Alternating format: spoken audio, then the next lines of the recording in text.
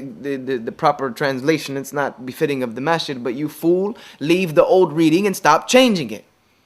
So we know that these things happened. And this is why we have what we have today, so many variant documents and views of the New Testament. Is because of the way it was transmitted to us. And Bart Ehrman goes to a great extent to prove these things. Not only that they were changed, because a lot of scholars will tell you that they are changed, but Bart Ehrman goes to a lot of depth into explaining why they were changed. He gets into the psychology of the matter of why they were changed. And now sometimes these disagreements, these disagreements are not really that serious. They might just be about when a date happened, or they might just be about how many people were at a certain event, or how many horses so-and-so had, or how much was in this army or that army. You know, those really don't hold a lot of weight. But then there are a lot of differences as well that are fundamental. They get to the very fundamentals of the belief system of Christianity, the differences that are in the New Testament. And I have been trying to write a paper on the contradictions of the New Testament, and I started out with about 60. And I thought I had done some good research. I am now at 211. I'm now at 211, so the paper is getting out of hand. And some of them are so serious that they shake the very cores of the foundational beliefs in Christianity. And the funny thing is that the contradictions begin with how Jesus was born, who Jesus was when he was born, where he was born, who his lineage was, and they go all the way up to the time that he departs from the earth. And I wish, maybe I'll try to print this out and have it at my next lecture, because I put a lot of them, and for the time I won't be able to go through them, but I'll skip through it and just show you some of them. Number one, in Matthew, it says that Jesus' lineage was traced through Solomon. In Matthew, it traces Jesus' lineage to David and to Solomon. In Luke, Jesus' lineage is traced through David's son Nathan. So which son was it? Was he trace his lineage back to Solomon, or does he trace his lineage back to Nathan? Depends on which book you read. But some say that might not be a big issue. Well, it definitely shows that there's a contradiction. Definitely shows that there's a problem. You cannot have two grandfathers. You cannot have two maternal grandfathers and two paternal grandfathers. You have one and one. And even in the book of Luke, that Luke traces Jesus' lineage through Joseph.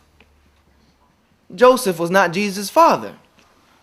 You're telling me he doesn't have a father, and your own Bible is telling me that his lineage goes through Joseph. Also, let me get to some of the serious ones. Now, also where Jesus is born.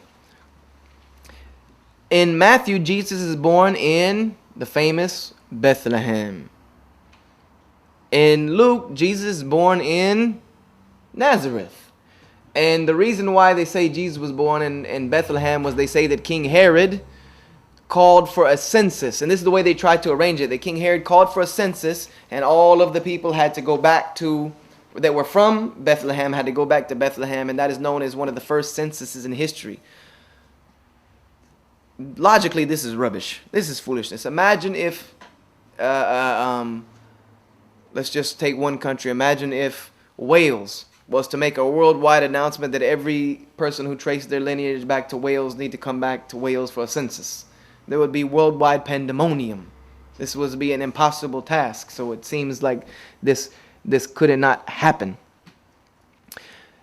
According to Mark, Jesus was tempted during 40 days in the wilderness. According to Mark, Jesus was tempted during his 40 days that he spent in the wilderness. According to Matthew, he was tempted after his 40 days in the wilderness, when he was coming away from his 40 days in the wilderness. This is when Jesus was tempted. Also, some of them don't really have any bearing. Man, there's too much now that I'm reading it myself, man. Goodness gracious. Subhanallah. Okay. 30 this is the 32nd one I have. It says in first and these I'm going, and I even got into not just the four gospels, I'm getting into Paul because I like to dig into Paul as much as I can, man, because he did so much damage to Jesus' reputation that I'm trying to wipe him out if I can, man.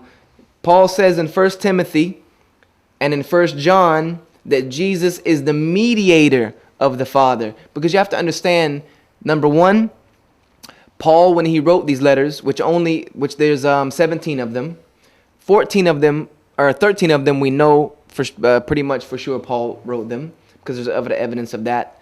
The other 4 we don't know. The other 4 are suspect.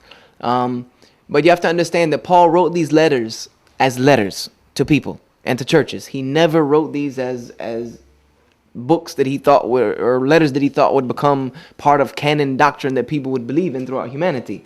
So Paul was not trying to check each one of his letters to make sure that he wasn't saying something in one letter that he would then contradict himself in another letter. You understand what I'm trying to get at? Because as these letters progress, you have to understand Paul was a new convert to his new form of Christianity. So he was developing his ideology as he goes along. And a lot of times he stumbles over his own feet in doing so. In 1 Timothy and 1 John, Jesus said that Paul says that Jesus is the mediator of the Father. Now in that's Paul's teachings. Now, whoever wrote Mark says that Jesus sits on his right hand. And whoever wrote John said that Jesus and Father are the same. Jesus and the Father are the same person. So you have 3 different views in the same New Testament. He's either mediator, which means he's just the go-between. That does not give you divinity. He's just a mediator. Or he sits at the right hand of the Father. That means he's not God. God does not sit beside himself. Or he is God. Depends on which book you read. They have 3 variant views here. And then I'm trying to finish up in the last few minutes to give you some of the evidence of what Jesus really said and did. Also, in 1 Timothy and in James, Paul says there is one God. This is some of the beginning writings that he wrote. And then later on, he writes in 1 John that these are 3. Though actually, I took that one out. That was the early one I wrote. 1 John 5 and 7. You know, the one that the only verse that exists in the Bible that describes the Trinity is 1 John 5 and 7, which it says that there are 3 that bear record in heaven. They are the Father, the Son, and the Holy Spirit. And there are 3 that bear record in earth, and they are the water, the blood, and the Spirit. And these 3 are one. And these 3 agree as one. Almost all church scholars have come to the conclusion that this was never a part of the original Bible. That this was later added in the Latin manuscripts. This was later added in the Latin manuscripts. That this does not exist in any of the earliest documents. None of them.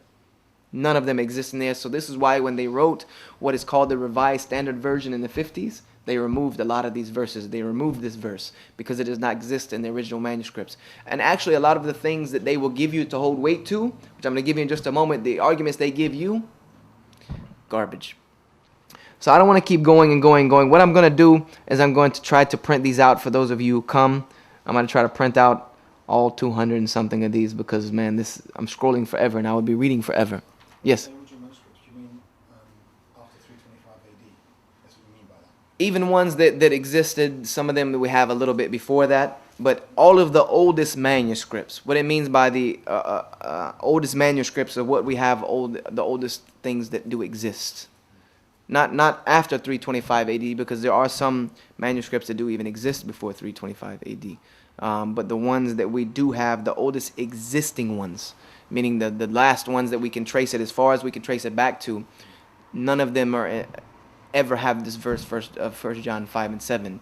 And it actually only starts to appear in later manuscripts. And especially in the Latin manuscripts is when you start to see this testament of the Trinity coming in.